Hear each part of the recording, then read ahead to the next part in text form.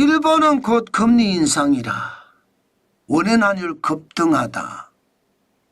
이 말이 사실일까요? 일단 말입니다. 지표를 보면 사실이에요. 이걸 한번 보실래요? 일본 생산자 물가 추이입니다. 2024년 12월을 보세요. 3.8%입니다. 결코 낮지 않죠. 이게 여러분 2024년 8월부터 생각을 하면 2.5%였잖아요. 그러면 9월, 10월, 11월, 12월 벌써 4개월 연속 일본 생산자 물가가 계속 올라간다는 거예요. 일반적으로 일본은요 물가가 굉장히 더디게 올랐습니다. 2020년 1월을 보세요. 1.7%잖아요. 생산자 물가가 오른다고 하더라도 이게 1.7%도 굉장히 많이 올랐는 거예요. 일본은 일본식 불황이라고 하는 저성장, 저물가 1990년대부터 계속되어 왔잖아요. 그런데 1.7% 올랐는데 지금은 3.8%면 굉장히 많이 오른 겁니다. 코로나 팬데믹 지나고 나서 지금 일본이 엄청나게 물가가 올랐던 거 여러분들도 지금 보고 계십니다. 2021년 11월에 9%까지 올라갔고요. 2022년 4월에는 10% 그리고 2022년 12월에는 10.2%까지 올라갔었습니다. 그것이 2023년에 쭉 떨어져서 12월에는 0%까지 떨어졌었거든요. 그것이 말입니다. 2024년에 들어오니까 물가가 오르고 또 오르는 거예요. 생산자 물가가 이렇게 오르잖아요. 그러면 소비자 물가는요. 당연히 오릅니다. 지금 일본의 소비자 물가 2.9%예요. 적지 않습니다.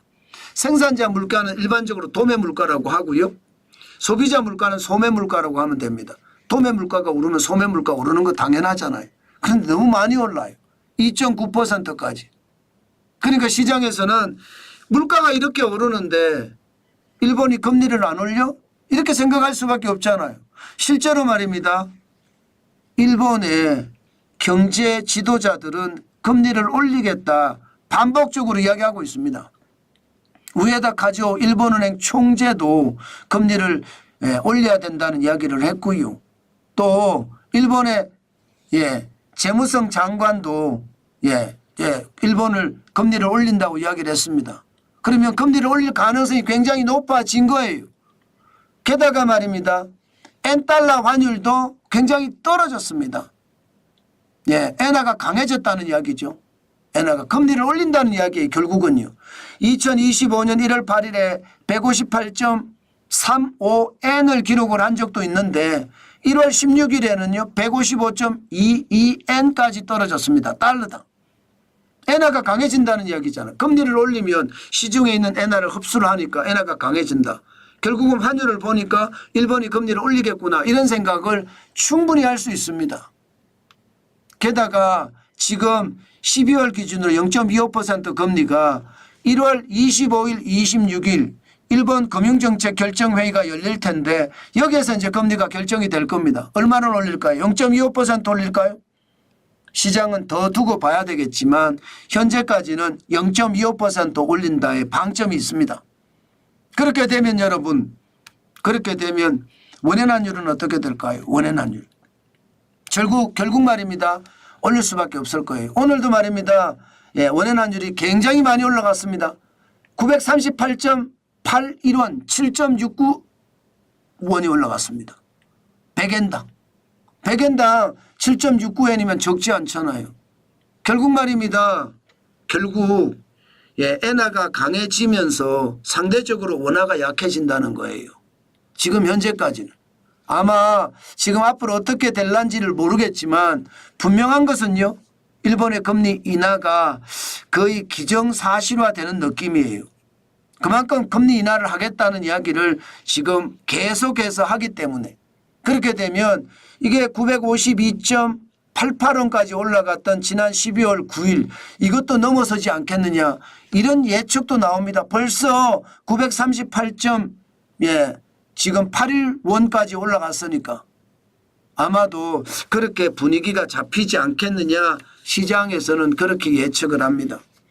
저는요 여러분 달러 팔아서 엔화 산다고 해서 저는 실제로 달러를 팔아서 엔화를 샀습니다.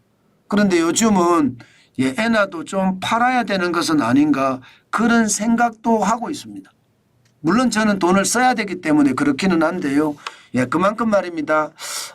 엔화도 좀 파는 게 좀 분위기상 맞지 않겠느냐 그런 생각도 요즘은 조금씩 하고 있다는 것 여러분에게 말씀을 드립니다.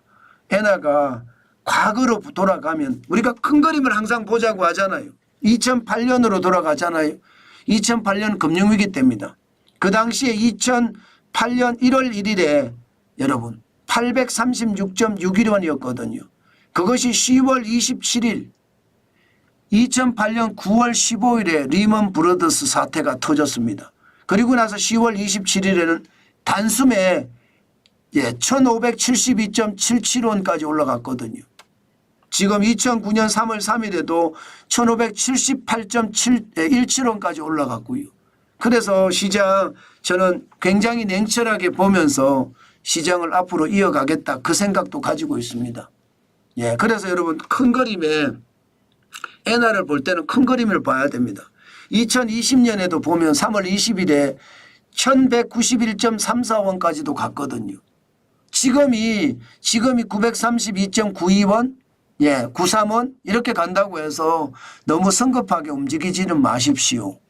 저는 꼭 쓸 때가 있어서 저는 판다 이야기하지만 여러분들은 너무 쉽게 돈을 움직이는 것은 아닙니다. 물론 판단은 여러분들이 하셔야 됩니다.